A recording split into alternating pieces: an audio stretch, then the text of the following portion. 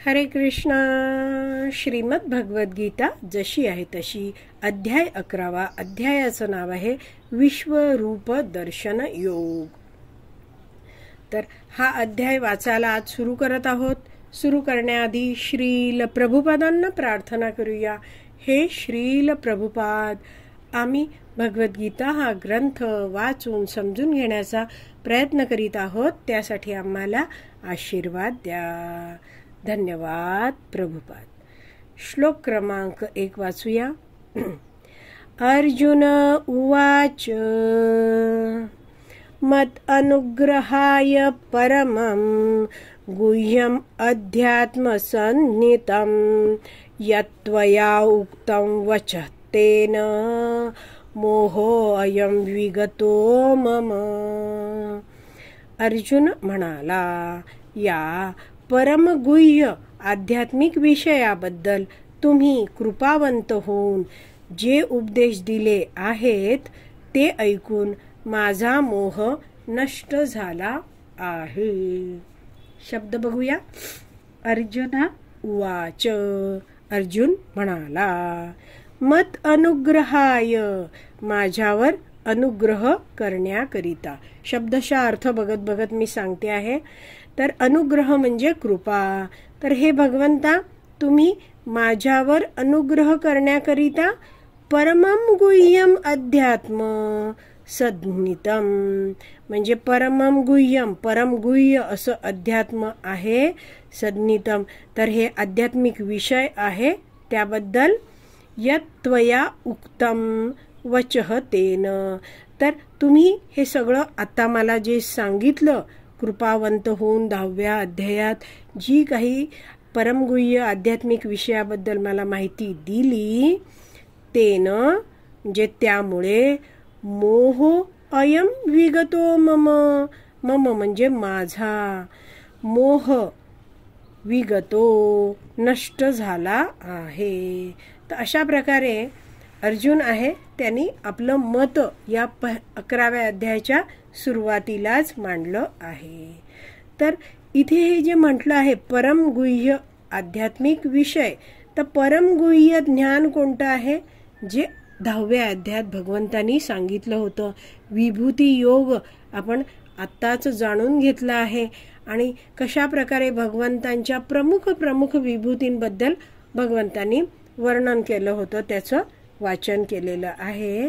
तर वैष्णवाचार्य समजवतात की हे ज्ञान गुह्य का बरं आहे? त्याला असं अर्जुन का म्हणतो आहे की तुम्ही गुह्यम अध्यात्म हे सन्निधम, ते हे गुह्य असं ज्ञान का म्हणतो आहे? कारण की सामान्य व्यक्ती हे ज्ञान समजू शकत नाही आणि म्हणून त्या ज्ञानाला गुह्य म्हटलं जातं. तर कसं काय बरं होतं आणि सामान्य व्यक्ती जाणू शकत नाही, हे समजवायला वैष्णवाचार्य एक उदाहरण देतात. की जसं आता एखादा सामान्य व्यक्ती आहे, तो आकाशात सूर्याला बघतो, पण तो कधीच असा प्रश्न नाही विचारत की या सूर्याचं तेज आहे ते कुठून येतं आहे, असं तो विचारायला जात नाही. बरं, समजा त्याने हा प्रश्न विचारला आणि त्याला एखाद्याने उत्तर दिलं, तर योग्य उत्तर मिळतंच का? तर ते आपण काही सांगू शकत नाही.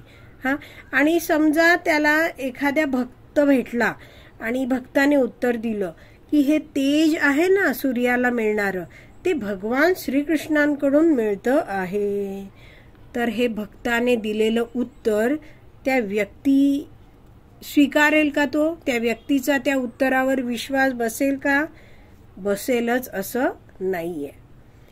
तर त्यामुळे वैष्णवाचार्य समजवतात की अनेक वर्षांपासून हे जे शास्त्रज्ञ आहेत ते अभ्यास करत आहेत की या सूर्यावर इतकी सारी उष्णता कशी बरं निर्माण होते. तर या पृथ्वीवर बसून हे सगळे शास्त्रज्ञ आहेत, ते तर हा जो सूर्य आहे त्याच्यामध्ये कशी उष्णता निर्माण होते याच्यावर तर्कवितर्क करता आहेत. तर आतापर्यंत त्यांनी काय शोध लावला आहे की ते म्हणतात की हा जो सूर्य आहे त्याच्यावर न्यूक्लिअर फ्युजन होतं आणि म्हणून तिथे उष्णता निर्माण होते असं त्यांचं म्हणणं आहे. म्हणजेच काय आहे, ते अंदाज करतात की सूर्याचा जो गाभा आहे ना, तिथे ह्या न्यूक्लिअर फ्युजनमुळे 15 दशलक्ष अंश सेल्सिअस इतकं तापमान असतं. आणि त्यांनी इथे बसून, पृथ्वीवर बसूनच हा अंदाज केलाय की तिकडे एवढं प्रचंड तापमान आहे. आणि ते म्हणतात की त्या प्रचंड तापमानामध्ये हायड्रोजन वायू आहे, तिथे मग प्लाझ्मा बनतो, तिथे काही प्रक्रिया होतात आणि त्यामधून प्रचंड ऊर्जा बाहेर येते आणि त्या ऊर्जेमुळे हा सूर्य आहे तो गरम राहतो. असे सगळे त्यांचे अंदाज, तर्क आहेत. पण ते इतकी सोपी गोष्ट जाणत नाहीयेत की सूर्याला जे काही तेज मिळतं आहे ते सगळं भगवान श्रीकृष्णांकडूनच मिळतं आहे. जसं आपण 7.8 या श्लोकात वाचलं होतं. 7.8 यामध्ये भगवान श्रीकृष्ण अर्जुनाला म्हटले आहेत. हा श्लोक आहे, त्याची पहिली ओळ वाचते आहे, रसो अहम अप्सु कौंतेय प्रभास्मी शशी सूर्ययो. तर प्रभा म्हणजे प्रकाश. तर भगवंत म्हणतायत चंद्र आणि सूर्याचा प्रकाश मी आहे. तर ह्या सूर्याला जे काही तेज मिळतं आहे ते भगवंतांपासून मिळतं आहे. तर हे गुह्य ज्ञान आहे, कारण हे जरी कुणी ऐकलं तरी त्या लोकांना ते समजत नाही. सामान्य लोक आहेत, त्यांचा या भगवंतांच्या वचनांवर विश्वास नसतो, श्रद्धा नसते. आणि म्हणून हे ज्ञान आहे ते काय म्हटलं जातं, गुह्य ज्ञान आहे. तर 10.7 श्लोक आहे, त्याच्या तात्पर्यात श्रील प्रभुपाद लिहितात, ते वाचते आहे. 10.7 हा श्लोक आहे, त्याच्या भाषांतरात लिहिलं आहे. भगवंत म्हणतायत, ज्याला माझ्या ऐश्वर्याची आणि योगशक्तीची वास्तविकपणे खात्री पटते तो अनन्य भक्ती योगामध्ये तत्पर होतो, यात मुळीच संशय नाही. तर या श्लोकाच्या तात्पर्याच्या दुसऱ्या ओळीत श्रील प्रभुपाद लिहितायत, जोपर्यंत मनुष्याला भगवंतांच्या विविध ऐश्वर्यांसंबंधी पूर्ण खात्री होत नाही तोपर्यंत तो भक्तीमध्ये निमग्न होऊ शकत नाही. तर भगवंतांवर पूर्ण विश्वास, खात्री असल्याशिवाय व्यक्ती हे भगवंतांचं महात्म्य आहे ते जाणूच शकत नाहीत. जसं आपण 10.11 हा श्लोक वाचला होता, तर 10.11 मध्ये भगवान श्रीकृष्ण अर्जुनाला उपदेश देताना म्हणाले होते, त्यांच्यावर म्हणजे माझ्या शुद्ध भक्तांवर विशेष अनुग्रह करण्यासाठीच त्यांच्या हृदयात वास करणारा मी ज्ञानरूपी तेजस्वी दीपाने अज्ञानामुळे उत्पन्न झालेल्या अंधकाराचा नाश करतो. तर जे भक्त सदैव भगवंतांच्या भक्तीत मग्न आहेत त्यांच्यावर भगवंत कृपा करतात आणि स्वतः त्यांच्या हृदयातला जो अज्ञानाचा अंधकार आहे तो नष्ट करतात. त्या भक्तांच्या हृदयामध्ये तेजस्वी ज्ञानाचा दीप प्रज्वलित भगवंत करतात. हे जर आपण एखाद्या सामान्य माणसाला सांगितलं तर त्याला हसू येतं. का? कारण त्यांचा भगवंतांवर विश्वास नाही, भगवंतांवर त्यांची श्रद्धा नाही. पण असाच एखादा साधारण व्यक्ती आहे, तो काही भक्तांची कृपा झाली, भक्तांचा संग मिळाला, भक्तांचं मार्गदर्शन मिळालं आणि आता भक्ती मार्गात आला आहे, तर काय होतं ते जाणून घेऊया. तर असा हा व्यक्ती आहे, त्यांनी भगवंतांबद्दल श्रवण करायला सुरुवात केली आहे. तो भक्तसंघात येऊन बसतो आणि अधिकृत गुरुशिष्य परंपरेतील भक्तांकडून, वैष्णवांकडून हे जे वैदिक शास्त्र आहे त्याचं श्रवण करायला लागतो, भक्तिमय सेवा करायला लागतो, भगवंतांचा नाम जप करायला लागतो. आणि तेव्हा भगवंतांच्या कृपेमुळे आता तो व्यक्ती भक्त बनतो आणि भगवंतांबद्दल थोडं थोडं तो जाणायला लागतो. तर अशा प्रकारे ही प्रोसेस आहे, हा विधी आहे. तर आपण जाणून घेतलं आहे की हे गुह्य ज्ञान आहे, ते सामान्य माणूस जाणू शकत नाही. भक्त हे ज्ञान भगवंतांच्या कृपेने जाणू शकतो. हा जो श्लोक आहे त्याचे दुसऱ्या ओळीचे शेवटचे 3 शब्द आहेत. त्यामध्ये अर्जुन म्हणतो आहे, मोहोयम विगतो मम. तर भगवंतांना माहिती देताना अर्जुन म्हणतो आहे, माझा मोह नष्ट झाला आहे. तर हे भगवद्गीतेचं ज्ञान प्राप्त करतो आहे अर्जुन, आणि त्यामुळे त्याचा मोह नष्ट झाला आहे असं तो म्हणतो आहे. तर आपण सुद्धा अर्जुनाप्रमाणेच लक्षपूर्वक ही भगवद्गीता समजून घेतली, ऐकली, तर आपला सुद्धा मोह नष्ट होईल. तर वैष्णवाचार्य समजवतात मोह म्हणजे काय.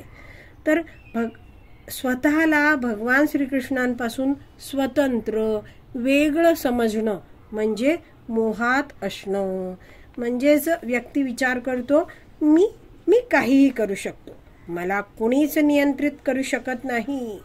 असा विचार जेव्हा व्यक्ती करतो, जीव करतो, तेव्हा तो मोहात असतो असं म्हटलं जातं. पण हाच व्यक्ती जेव्हा भक्त संघात येतो आणि श्रवण कीर्तन नाम जप करायला लागतो, कृष्ण प्रसाद खातो, तर हळूहळू सर्व भक्तिमय सेवा करताना या भक्ताला जाणीव व्हायला लागते की मी आणि हे सगळेच इतर सगळेच जन जे आहेत, लोक आहेत, ते पूर्णपणे भगवान श्रीकृष्णांवर अवलंबून आहोत आणि भगवंतांच्या द्वारेच आपण सगळे नियंत्रित होत आहोत यावर त्याचा पूर्ण विश्वास बसतो. तर वैष्णवाचार्य समजवतात की हे जे भौतिक जगत आहे त्याची भगवान श्रीकृष्णांनी अशी रचना केली आहे की इथे जेव्हा बद्ध जीव राहतो तेव्हा जीवन जगता जगता हळूहळू त्या बद्ध जीवाला जाणवायला लागतं, समजायला लागतं की मी कितीही प्रयत्न केला तरीही सगळं काही मी म्हणेन तसं होऊ शकणार नाही. मी नियंत्रक नाही. सगळ्या परिस्थितींमध्ये मी सगळ्यांना नियंत्रित करू शकत नाही. सगळेच जाऊ देत, मी माझं मन, माझी इंद्रिय सुद्धा नीटपणे नियंत्रित करू शकत नाहीत. आणि जेव्हा असा व्यक्ती पूर्णपणे जाणतो आहे की भगवान श्रीकृष्ण हेच परम नियंत्रक आहेत आणि मी त्यांचा एक नित्य दास आहे, आणि असं जाणल्यामुळे हा जो मनुष्य आहे तो भगवान श्रीकृष्णांची भक्तिमय सेवा सुरू करतो.